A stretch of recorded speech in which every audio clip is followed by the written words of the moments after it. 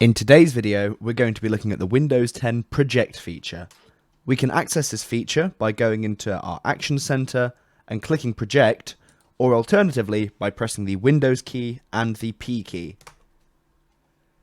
If you have multiple monitors connected to your device, then you'll be able to choose what's shown on what screen. Duplicate will show the same on both screens, as demonstrated here, and Extend will allow you to do multiple things on multiple monitors. You can also connect to a wireless display. So if on your network you have something that can support Windows 10 display in the project mode, then you'll be welcome to project your screen onto that. Xboxes are compatible with this, and so are other Windows 10 devices if you have them on your network. Thanks for watching. Visit Kazzicom.com for more information on IT support, cloud solutions, Office 365 and many more services.